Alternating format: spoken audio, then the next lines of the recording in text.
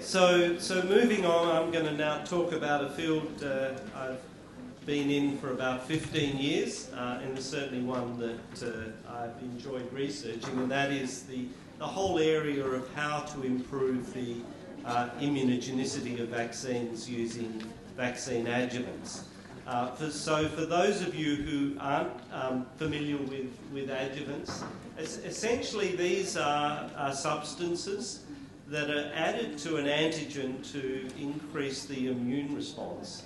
And these were found serendipitously. If we go back to the 1920s, they were immunising horses with diphtheria toxin to induce anti-diphtheria antibodies that could be used to treat human patients suffering from diphtheria. And they made an important observation, which is that if they, the horses developed a big abscess at the site of the injection of the diphtheria toxin because the technician hadn't been very aseptic with giving the injection, so they contaminated the injection with bacteria on the skin of the animal, then the animals got enormously higher antibody titers than the ones that didn't get an abscess. So then the idea was, you know, that obviously getting an abscess is a good thing to get a good vaccine response. And so people then said, well, maybe if we can induce an abscess artificially every time we give the diphtheria, we'll end up with great antibody titers in the horses and obviously a more potent therapeutic when we use that sera for human patients. And so essentially they set about just taking every compound they could find off the shelf and a few that came out of the kitchen cupboard and would mix these with antigens and just see if they would induce an abscess and an inflammatory response. And sure enough, they found that anything that induced an abscess, in this case a sterile abscess because they weren't injecting bacteria, would enhance the antibody response. So you could inject hydrochloric acid with your antigen and that worked beautifully. It was very toxic and obviously damaged the tissue, but that was great in terms of the antibody response. You could put a bit of dirt in there. You could really put pretty well anything in there that induced a florid inflammatory response. Of course, the downside to that is that, you know, getting an abscess is not a nice thing. Maybe the horses weren't complaining in those days. These days I'm told that horses complain a lot more because we're not allowed to inject a lot of the things like Freund's adjuvant that we used to inject to induce abscesses with our vaccines to animals. We're now no longer encouraged to do that. So really these adjuvants were discovered by trial and error, and the best ones that were found at the time were aluminium salts. The nice thing about aluminium salts is they were amongst the lowest in terms of toxicity of the adjuvants that they found to work, but still induced a very good antibody response. And the other ones were largely based on oils, either mineral oil or vegetable oil, made into an emulsion. And in some cases, such as Freund's complete adjuvant, they then, to increase the inflammatory nature of the oil, although oil itself is quite inflammatory, they would put killed mycobacteria in there to really stir up the reaction. And to this day, complete Freund's adjuvant is regarded as the gold standard, both in terms of potency but also in terms of toxicity. So the common feature of all of these adjuvants was that they all induced inflammation, and this was finally encapsulated in a hypothesis propagated by Polly Matzinger from the US, an immunologist, who said that these were working because they were inducing an immune danger signal. So inflammation is a marker that something is going horribly wrong, and therefore the immune system needs to respond to it. So her hypothesis is all adjuvants ultimately had to induce inflammation and trigger a danger signal in order to be effective. So that's sort of where we were 10 years ago with the idea that inflammation was essential to adjuvant activity, and it didn't matter what the compound was as long as it induced local inflammation, then it would be effective as an adjuvant. And I'll come back to that because I think that there are major flaws in that thinking. But why do we need adjuvants? Well, in the old days we probably didn't, because a lot of the antigens themselves were dirty enough to essentially act as inbuilt adjuvants. So go back 100 years or 150 years to Pasteur and others. I mean, they were making their antigens on the laboratory shelf. They'd grind up a few bacteria, probably with a few other contaminants in their pestle and mortar and pestle. There was no such thing as aseptic processing in those days, or GMP, and certainly no idea of the concept of purity. And so the older vaccines worked largely because they were so dirty and they were pro-inflammatory. But as we developed GMP and recognised the importance of purity, and we had bodies like the FDA start to legislate to force vaccine manufacturers to make clean vaccines, suddenly all the vaccines stopped working. And so it was recognised at that point that if the vaccine, new, clean and pure vaccines were to work, we had to actually add something back to restore their immunogenicity. And so that's why these days, it's very rare to see a vaccine developed that doesn't have an added adjuvant. And not only, in the early days, obviously the focus was on antibody titers, because most vaccines were developed to develop neutralising antibody. We increasingly recognise that for a lot of diseases, in fact, antibodies aren't what we need. We need T-cell responses, particularly CD8 cytotoxic T lymphocyte responses. And these are hard to get without essentially an adjuvant that's able to drive the immune response in a different direction, away from an antibody response and towards a T-cell cytotoxic response. And I guess the example of this is in cancer vaccines, where most of the time what you're trying to induce is a T-cell response. The fact that there aren't many licensed cancer vaccines probably reflects the fact that people are still struggling to find a way or an adjuvant that will drive a strong enough T-cell response. And we need them for a whole lot of other, or there's a whole lot of other benefits that we can gain from an adjuvant, including dramatic antigen sparing, and I'll show you some data on that, but you often get the same response with 100 or 1,000-fold less antigen if you combine it with an adjuvant than if you give it by itself.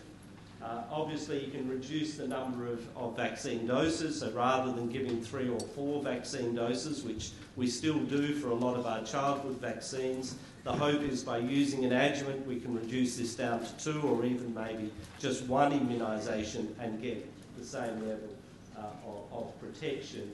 And work that we've been doing a lot of recently is trying to look at, can we use adjuvants to basically compensate for the immature immune response in a neonate, which is why neonates are so prone to infections, but also for immunosenescence in the elderly, and I'll show you some data on that. So just to show how important adjuvants are, so this paper just came out a week ago.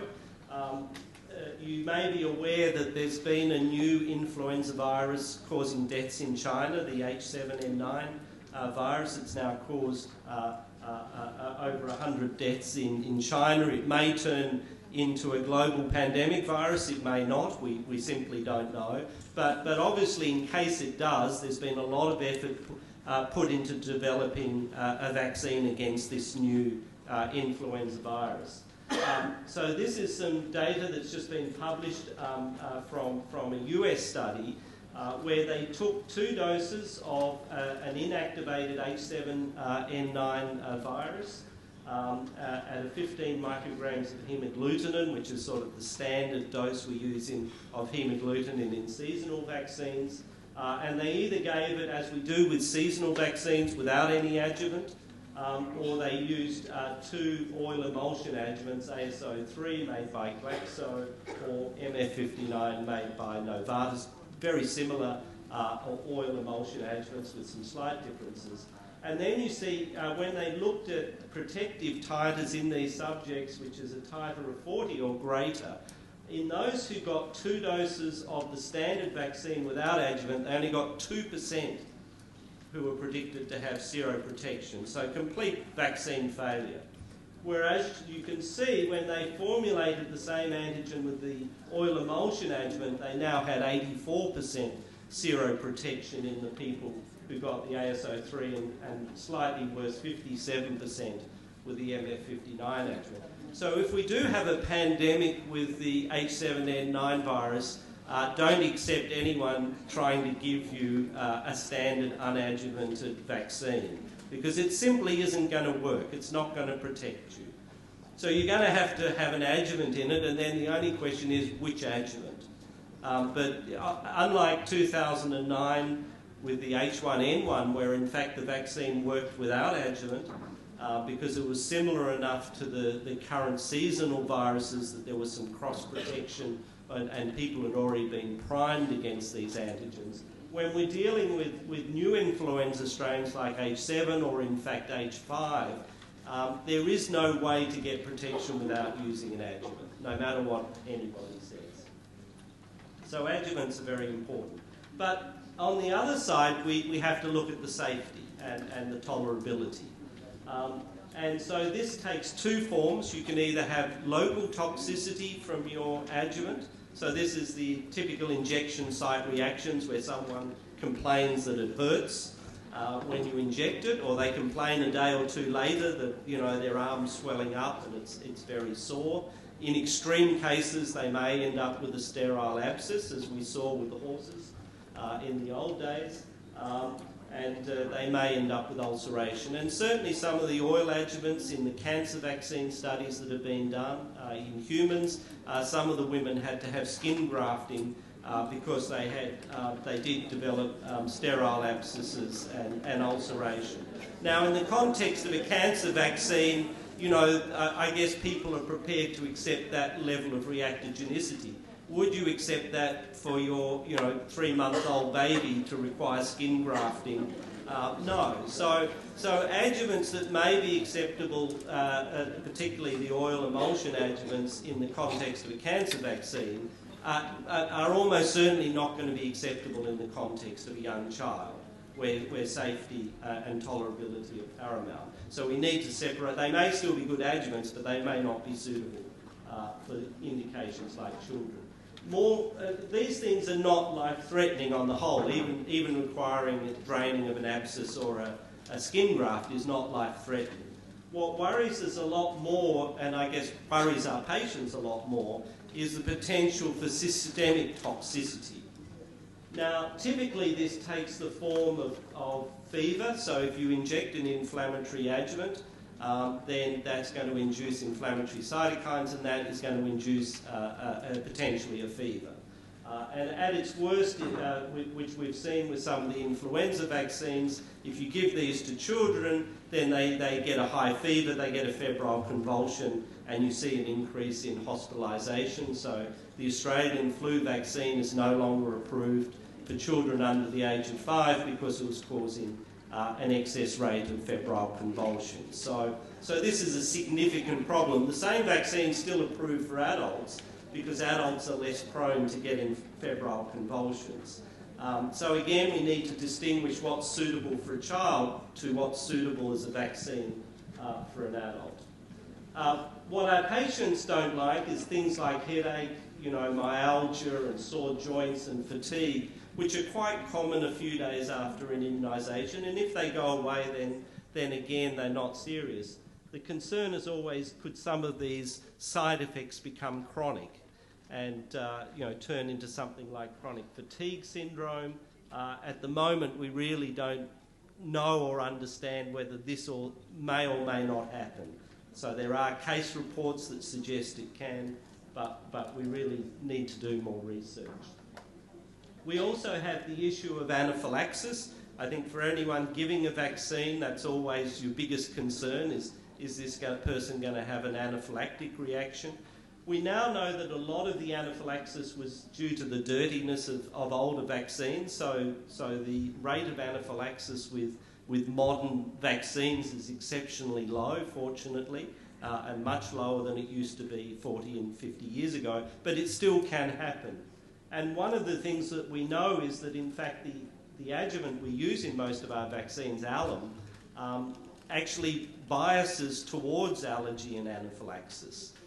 So in animal models, there are animal models of anaphylaxis where you inject an animal repeatedly with an antigen in the presence of an alum adjuvant, and then when you expose them to the antigen again by itself, they develop anaphylaxis. If you don't give the alum adjuvant in the repeated doses of priming the animal, they never get anaphylaxis. So alum is an essential part of that priming for anaphylaxis. So unfortunately, that is one of the problems of alum, is that it probably does potentially increase the risk of IgE responses and anaphylaxis.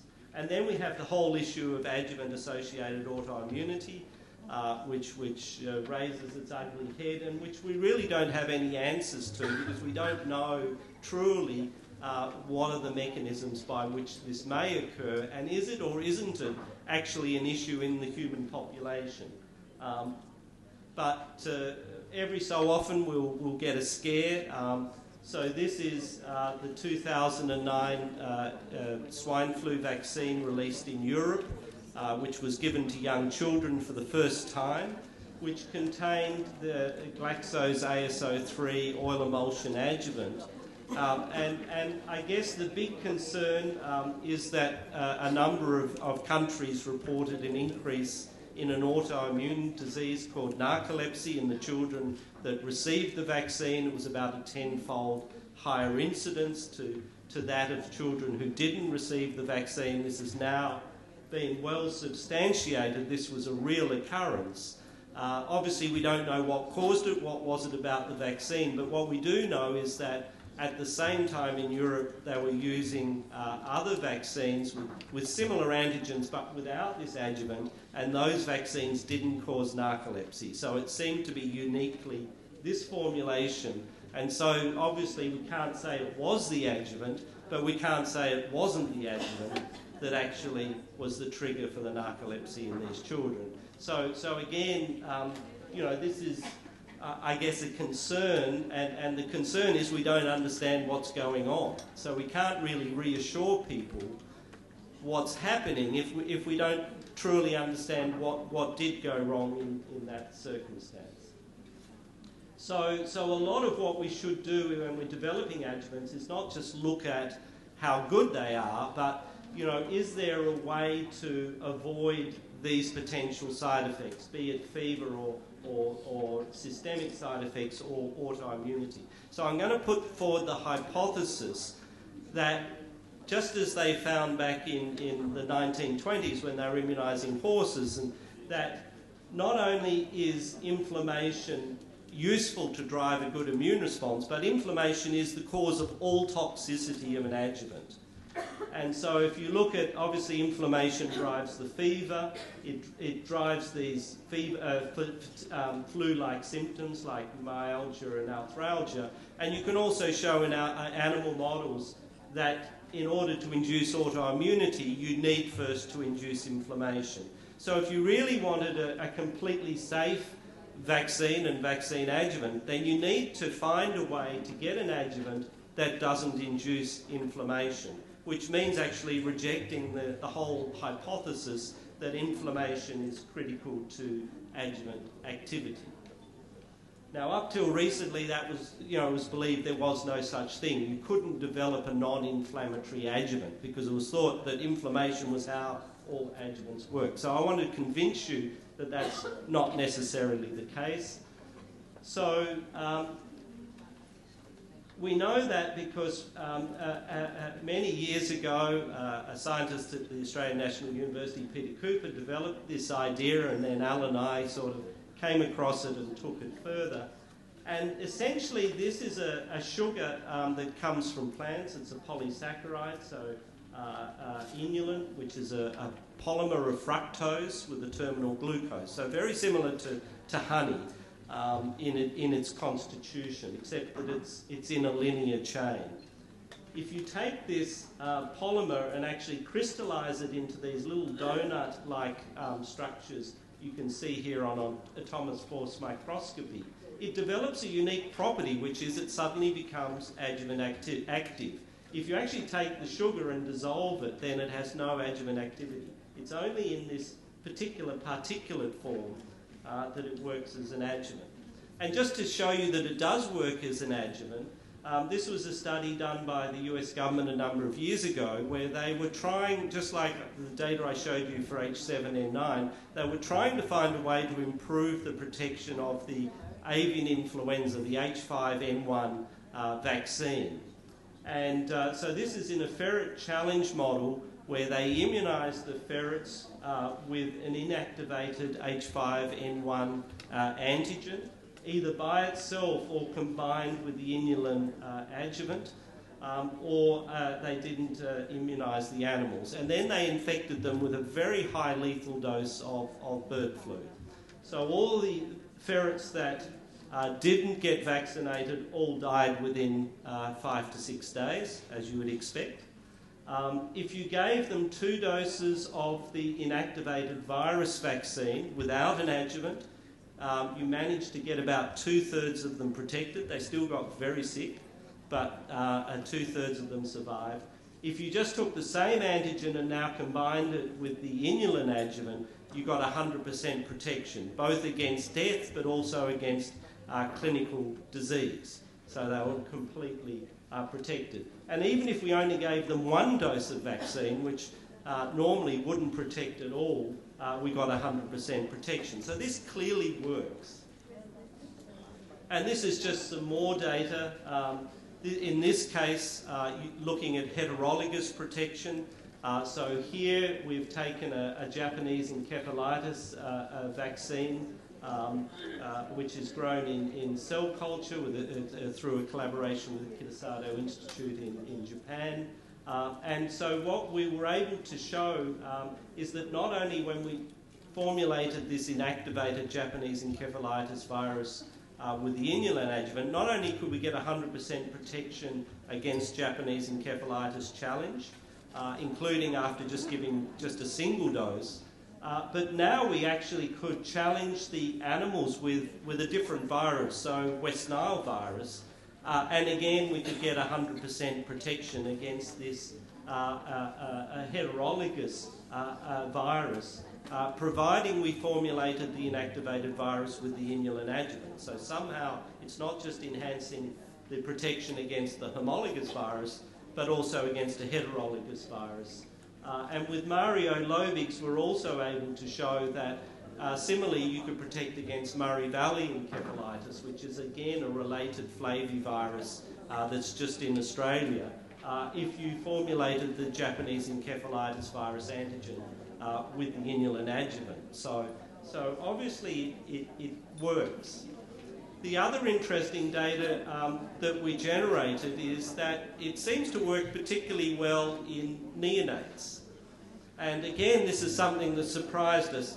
Our thinking initially, based on the literature, was that if you wanted to get a baby to respond to a vaccine, maybe you need to induce more inflammation than you required in an adult, because, you know, the immune system is somehow sluggish. So I was actually sceptical about using our adjuvant in neonates because it's not inflammatory. So I thought, no, it will fail. In the end, we were encouraged to do the study, and fortunately we were, because the results were quite outstanding. So in this case, we were immunising 7-day-old mouse pups against influenza. In this case, we're giving 2 immunisations at day 7 and day 14. In fact, we were able to get rid of the day 14 immunisation. Now we just routinely give them a single dose of vaccine at day 7, so they're only about 2 or 3 grams. And what you can see here is when you formulate the inactivated influenza in the inulin adjuvant in the blue bars, is you get complete protection of the baby mice.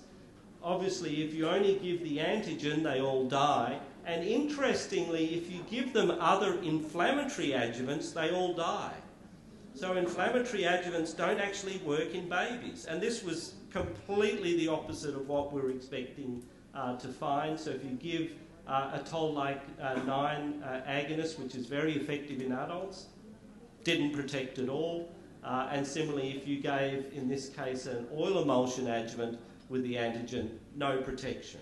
So for some reason, the inulin adjuvant, despite being non-inflammatory, was the only thing that worked in the young mice. And again, we've repeated these studies multiple times. We keep getting the same result. The other interesting thing is on the side of T-cell immunity, because as I said before, it's very hard to induce a good T-cell response with a vaccine, particularly an inactivated vaccine. And again, the paradigm was you needed lots of inflammation if you wanted to induce T-cell immunity to an inactivated antigen. So our adjuvant shouldn't work at all to induce T-cell immunity. Well, to show you that it does, we did the extreme experiment. So now we're immunising mice with an inactivated influenza antigen, but these mice have no B cells, so they have no antibody and they can't make antibody. And so we've immunised them with a dose of inactivated influenza by itself or with the inulin adjuvant. And what you can see again is we get complete protection of the mice despite their lack of antibodies and B cells if we give the inulin adjuvant with the influenza. So here we're showing that the adjuvant produces a protective T-cell response in about as stringent a model as you can use to test T-cell immunity. So not only does it induce a protective antibody response, but it induces a protective T-cell response. So how might this be relevant? Well, so we're currently doing an Ebola vaccine study with the US military. They've been over recent years developing a vaccine against Ebola, which is based on a viral-like particle, which is a combination of VP40 and the glycoprotein. So you take these from the Ebola virus, express them in an insect cell line, they make a viral-like particle. But if you give that viral-like particle to animals, it doesn't protect by itself, so it needs an adjuvant. And so essentially they've been comparing a whole range of different adjuvants to try and find the best formulation that will protect against Ebola, which they can then take into human clinical trials. So this is recent data we've received from them. They're very excited.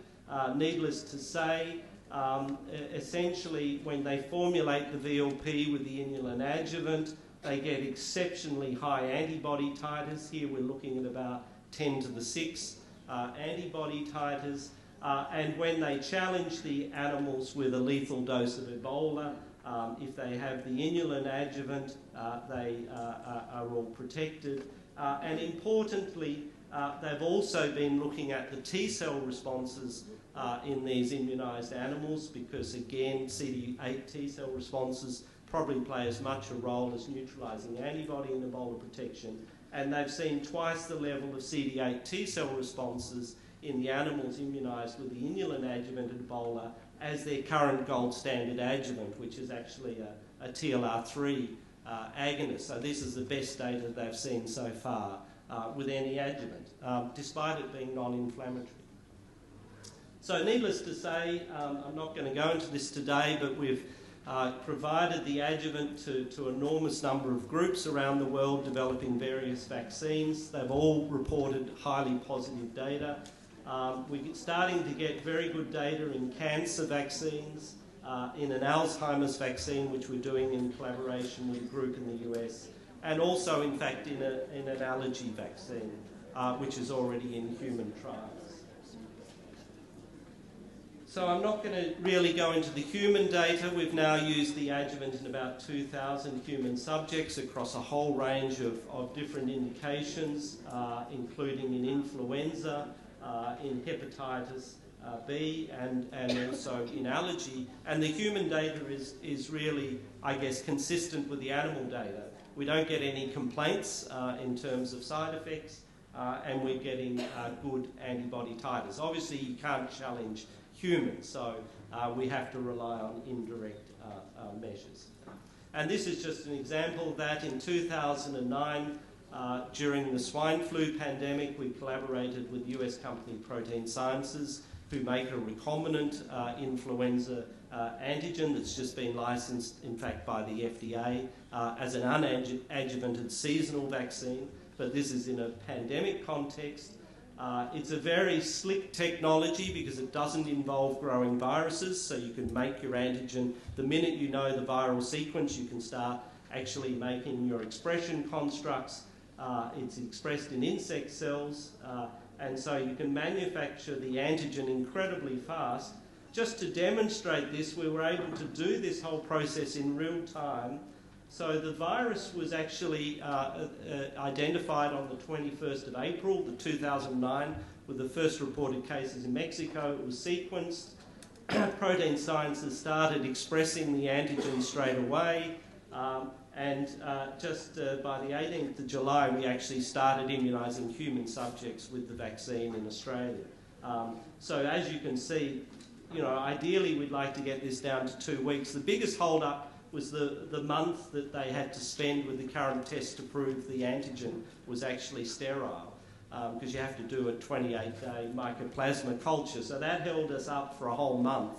Otherwise, we would have been in the clinic, within 6 to 8 weeks of the virus actually first being identified. So we believe this is one of the fastest ever programs in terms of a new vaccine development.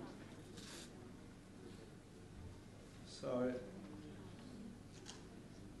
just to finish, I just wanted to explain a little bit about what we found as to why this adjuvant is so different to other adjuvants.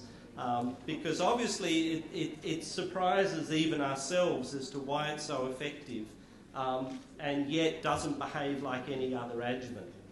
So just a few slides to say where we're at. This is to show you or convince you that it isn't inflammatory and it isn't reactogenic. So if we inject it into the foot pad of mice and we look at the level of foot pad swelling and compare this to other adjuvants, you can see that, similar to alum, it doesn't induce any foot pad swelling. If we look at the temperature, unfortunately my pointer's failing, but this is the temperature of a foot pad with an infrared camera that's been injected with the inulin adjuvant. You can see it's a normal temperature. And then by comparison, the foot pad that's been injected with Freund's adjuvant, where you can see the temperature is about 5 degrees higher because of all the inflammation. So that's why it's so red. You can quantitate this, and so we've looked at what is the marker of toxicity of adjuvants, and we think IL-6 is serum IL-6 is a good marker, because if we look at the level of foot pad swelling with adjuvants versus the serum IL-6, you can see there's a very high correlation. So adjuvants that induce IL-6 are associated with toxicity through an inflammatory response, whereas the inulin adjuvant doesn't induce any IL-6. We now know that it works on dendritic cells. So this is actually some data using fluorescently labelled inulin particles and incubated with human mononuclear cells, and you can see the actual adjuvant particles are actually inside the dendritic cells. That was confirmed by Stanford University using their new CyTOF equipment, where they were able to show that the inulin particles are actually specifically target and bind and are internalized by myeloid dendritic cells. So this is really the equivalent of a dendritic cell vaccine in vivo, rather than having to make your dendritic cell vaccine in vitro. Again, just some more data to convince you it's non-inflammatory. So this was done actually by an investigator at the FDA who was developing an anthrax vaccine, Todd Merkel.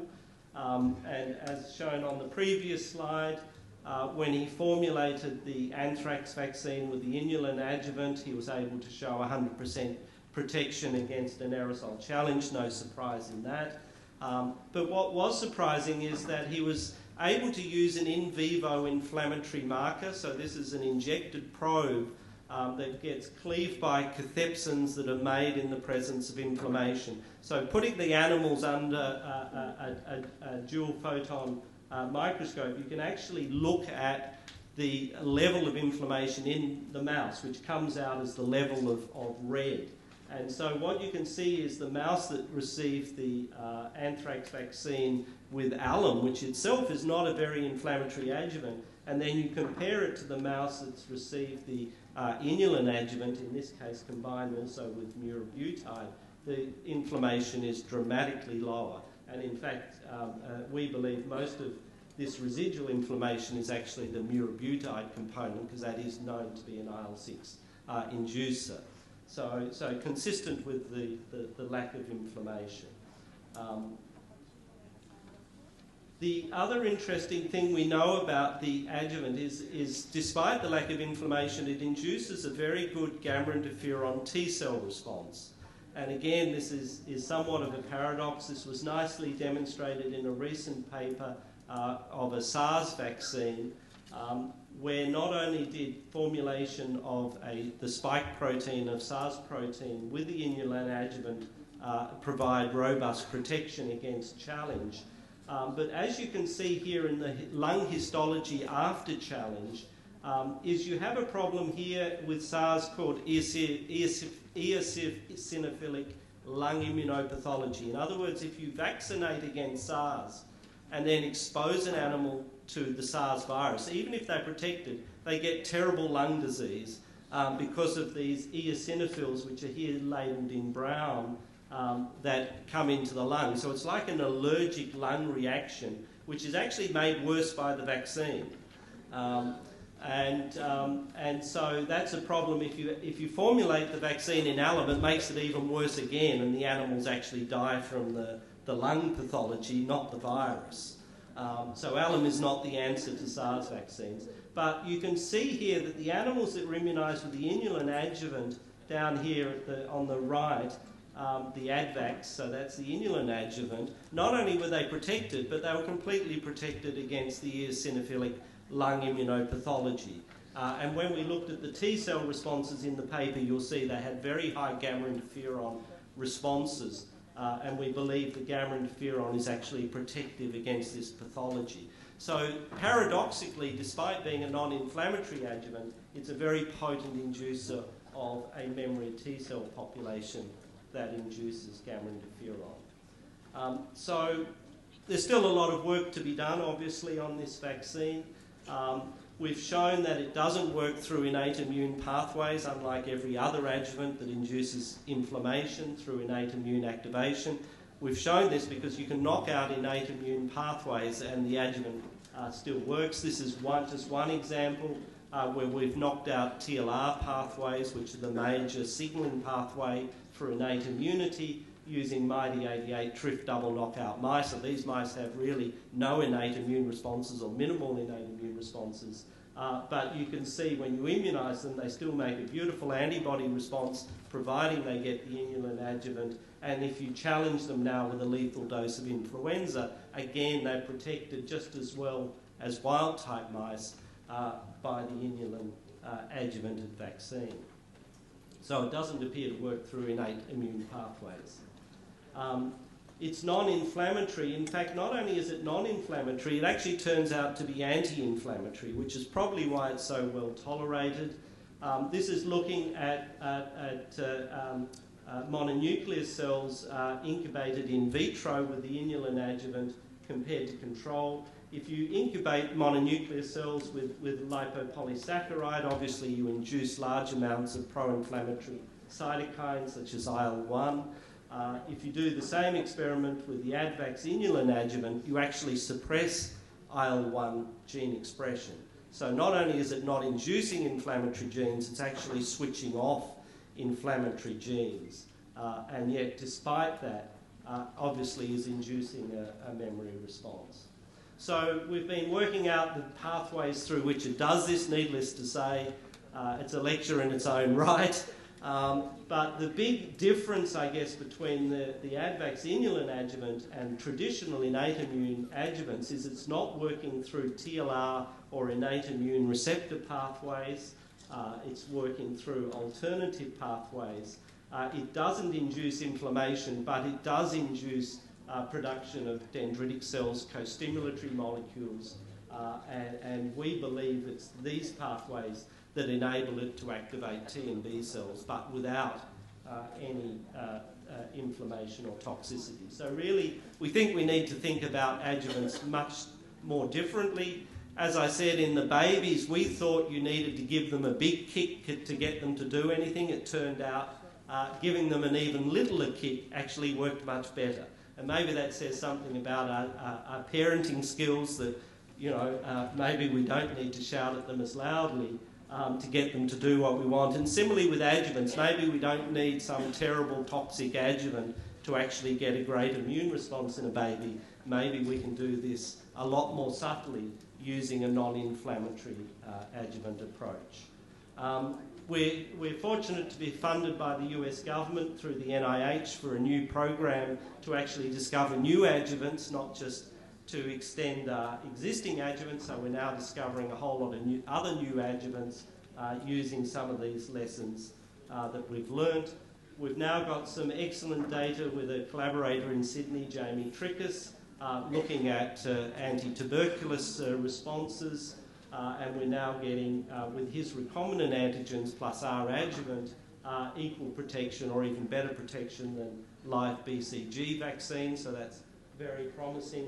And just to finish, because to connect it with Alan's talk, we're now looking at alternative immunisation routes, because one of the reasons we realised people weren't doing things like putting antigens into lungs is if you put most traditional adjuvants into the lung, and we've done this, the animals die. It's not, you know, the lung is not somewhere where you can throw an inflammatory substance like an oil emulsion or a toxic substance. But we suddenly thought, well, maybe if this is such an inert, non-inflammatory adjuvant, maybe it could go into a mouse lung. So we, through collaboration with a group in Belgium, started to look at what happens if you actually put adjuvanted vaccine directly into the lung of animals through an intratracheal approach. And I have to say we were blown away by the results, because these are the best results we've ever seen, even when compared to giving an intramuscular immunisation.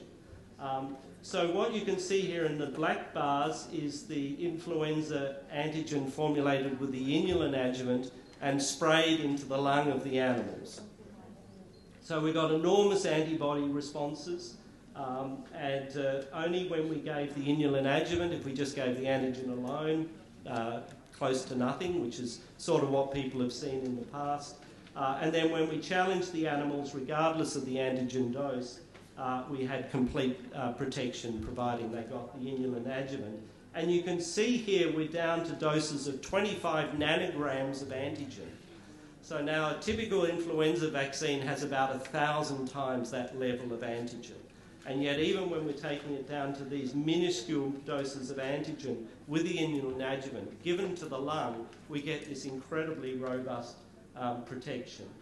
So we think that's very exciting for the future, and maybe we can collaborate with Alan to reformulate his, some of his non-typable Haemophilus vaccines, so we can actually now give them directly into the lung rather than orally.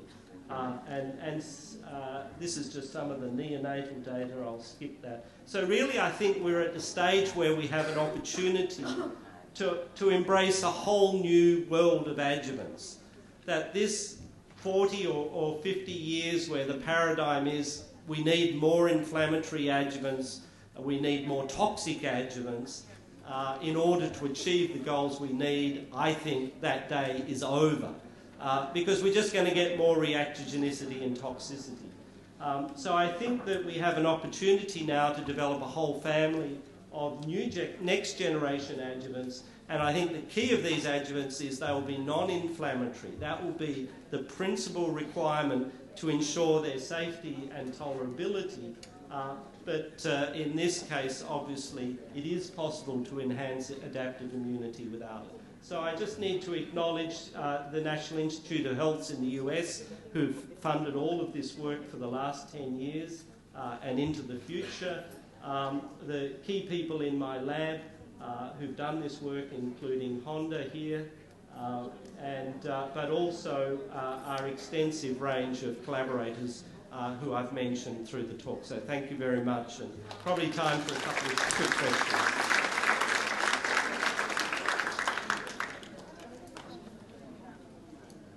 So any questions?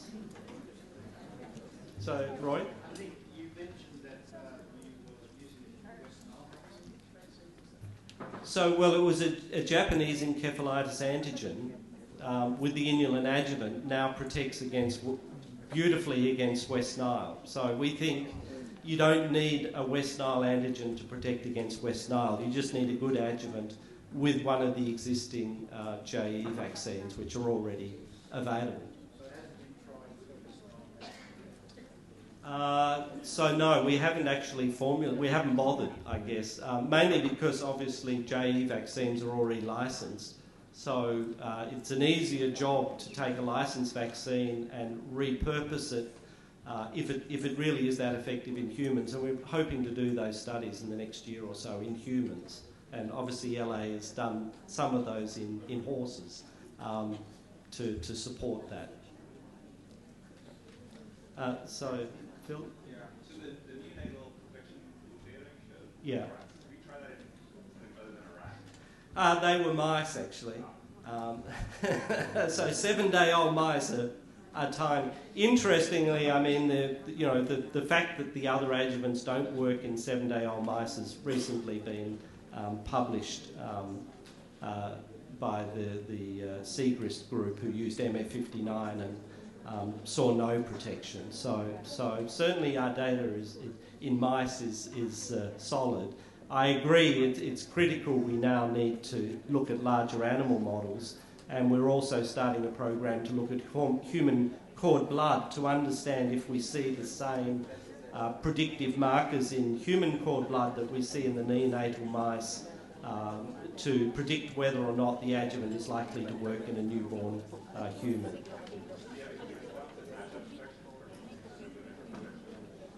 So no, so we measure, we just published the paper in Vaccine about a month ago, where we did all the immunophenotyping. So we see phenomenal T-cell responses in the neonatal mice. So gamma interferon responses, IL-4 responses, memory responses, which we don't see in the absence of the adjuvant. So clearly it's inducing what looks like an adult type both T and B cell response, and that's why we're getting the protection.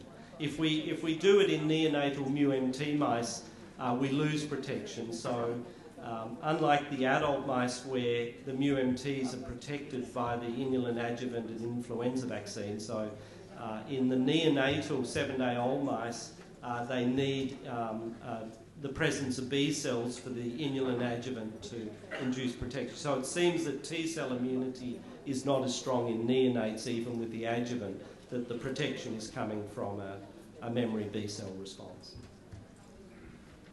Yes? I'm just curious, what were your subjects when you were doing your studies in Alzheimer's vaccine? So what are the antigens, or? Oh! At the moment they're mice. So this is a mouse model of Alzheimer's, which is transgenic for A beta. But the NIH has actually just given a large grant to our collaborator to actually take this to humans. So we expect this to be in humans within the next 3 to 4 years.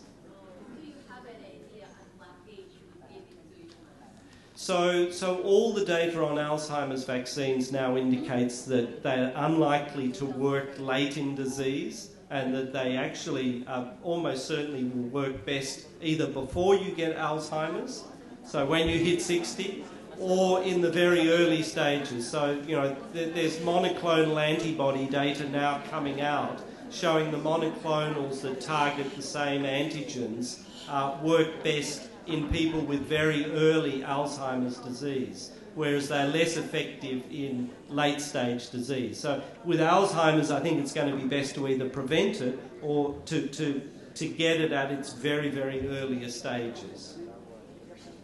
But as I say, our vaccine is not in humans yet.